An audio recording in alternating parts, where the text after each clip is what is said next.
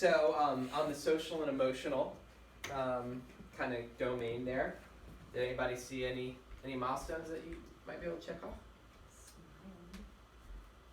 He did.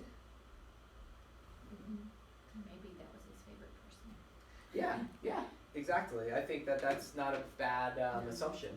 Like maybe that's mom, right? So good, yeah. And you can extrapolate from these videos. That's cool. There was recognition there of whoever he saw. That like there was a smile that whoever he saw. So there was a social recognition. Yeah, exactly.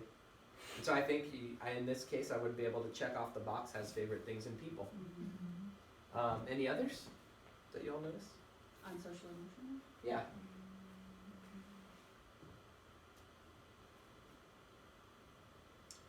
Well, he didn't really repeat, but he did make some, sounds and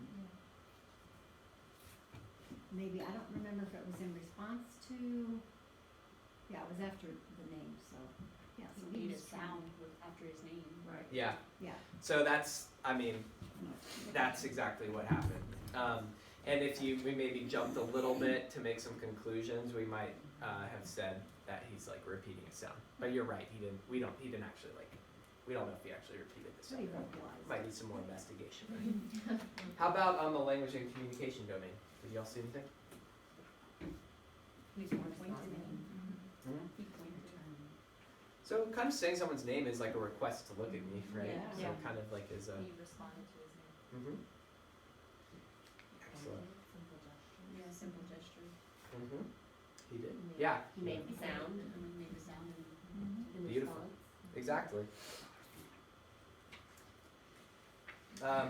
The third one kind of seems a nuance, but he did make sounds with changes in tone, like hey, that's the kinds of things we want to see. Yeah, you're right. Kind of like going up and down in pitch.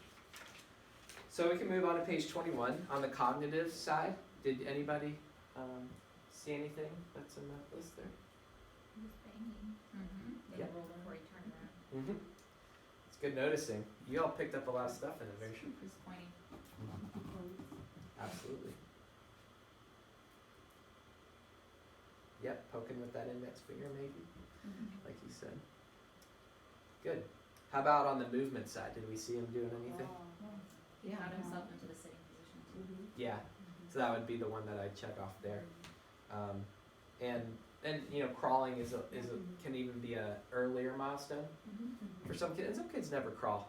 Some scoot. You ever see it? It's like, I've seen a number of kids that do that, which is kind of funny. But then they just start walking. You're like, whoa, what are you doing? Great. Well, you all made quick work of what Kyle was experiencing, and I want to watch another video really quickly. We're just going to do the same thing.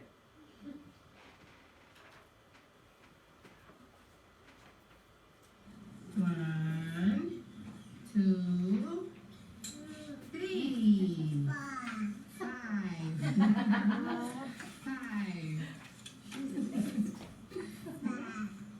Four little kittens. One, two, three, four. Nice little kittens.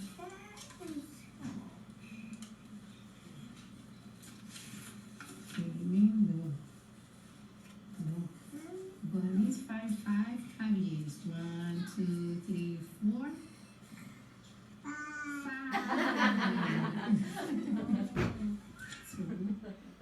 So that was really good. Smart little gal. 14 months. This kind of brings up a little bit of something to consider as you're using these check sheets. Some people ask me, well, should I use if she's 14 months, should I use the 1-year check sheet or should I use the 18-month check sheet? And I think, the complex answer is probably a little bit of both. But I would say that you want to use the one that they're closest in age 2. So the next checklist that CDC offers is 18 months.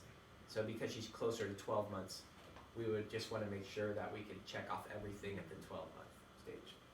And we would probably use that. Okay, so Now, backtracking a little bit, do y'all see anything on the social emotional side?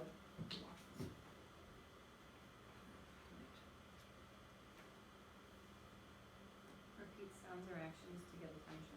Perfect. Yep. What about on the language and communication side? Lots of good Lots. information there. Just a short period of She time. even had the inflection, she, Yeah. with her, Yeah. She was trying to say the words that she was saying. Mhm. Kitten.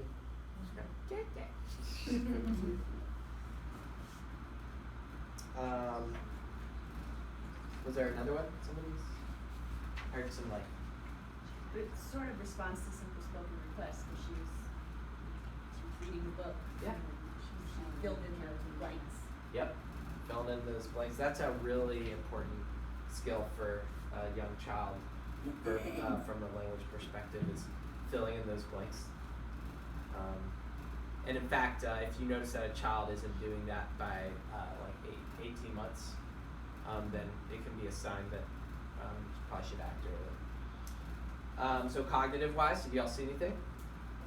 She was copying the gestures of the counting Excellent. and looking at the picture, yeah. Mm-hmm.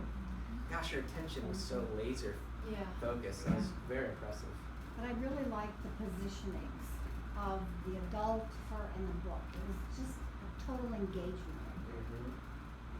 They're almost in a way cocoon, restaurant. And you could tell that she was flipping the pages in a way where she couldn't like shuffle through them. It's like she's trying real hard to like keep control of it. But you're right, I like that too. What about on the movement and physical development side? Anything there?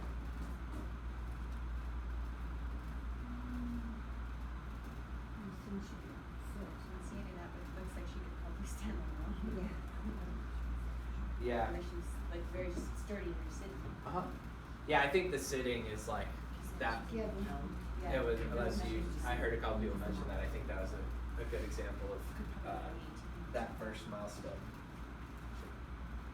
All right, now we're gonna look at a young man named Evan. Evan is older than 12 months, and to be precise, we should probably be using a different checklist for him.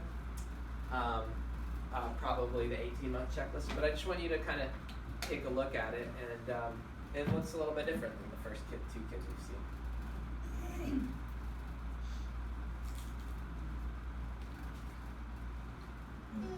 You want to try to see if you can get him to respond to that?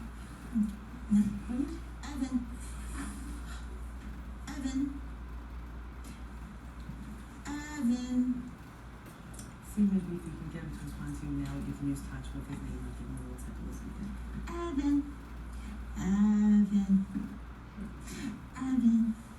He likes to tickle us, but he's just not giving me so much eye contact when he does smile and I'll tickle him. Evan.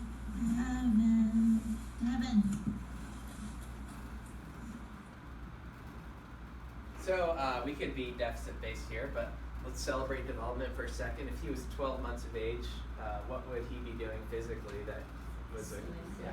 So we could say, yeah, that, we could check that off, and we should celebrate that with the parent in the face of some things he's definitely not doing that he should be doing. So obviously there's a lack of response to name, and I don't know that there's many boxes you could check off here from this particular milestone area. And I would say to the parent, probably should, schedule an appointment for an evaluation. We can help you. Do you all make calls to AZIP with families or do referrals ever? Most of our referrals go to Vail Inclusive, Okay. but we've had instances where we contact other agencies. Yeah. So Child Find, Vail Inclusive. Okay, cool.